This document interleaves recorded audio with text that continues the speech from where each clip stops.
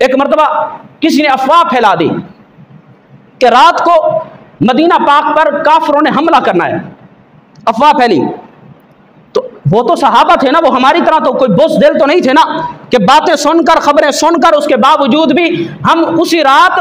فلسطین کی ماؤں بہنوں پر بمباری ہو رہی ہے اور اسی رات ہمارے مسلمان پاکستانی ہمارے نوجوان میچ کے چوکے اور چھکوں پر تالیاں بجا رہے ہیں، کیا یہ نہیں ہوا؟ دل نہیں دکھتا اس پر کہ ہم مسلمان اب کہاں جا کھڑے ہوئے؟ صرف ایک افواہ پھیلی کہ مدینہ پاک پر کافروں نے آج رات حملہ کرنا ہے، سب صحابہ،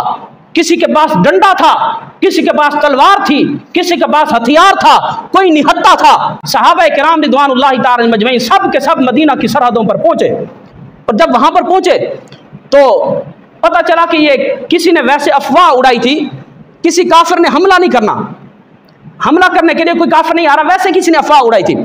اچھا، ان مجاہدین میں جو ہتھیار اٹھا کر گئے تھے حضرت ابو ہریرہ بھی موجود تھے، تو اب مسلمان واپس آ رہے ہیں کہ ویسے افواہ تھی، کسی نے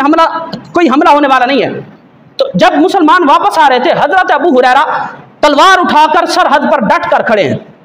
تو مسلمان صحابہ وہاں سے گزرتے ہیں اور کہتے ہیں ابو ہریرہ ویسے افواہ تھی، واپس ہو، کیوں کھڑے ہو، رات کا وقت ہے۔ حضرت ابو ہریرہ پھر کھڑے ہیں، ڈٹ کر کھڑے ہیں،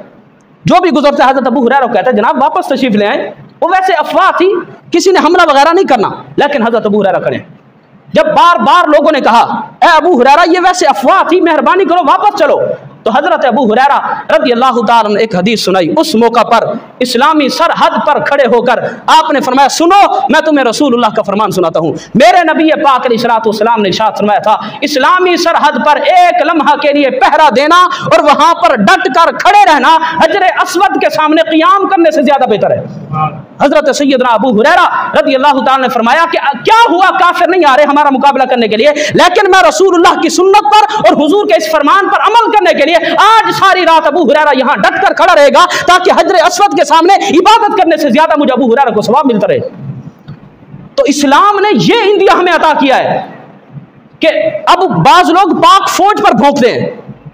یہ پاک فوج جو اسلامی سرحدوں پر کھڑے ہو کر رات کو پہرا دیتی ہے، جس کی وجہ سے ہم فجر کی اٹھ کر نماز پڑھتے ہیں،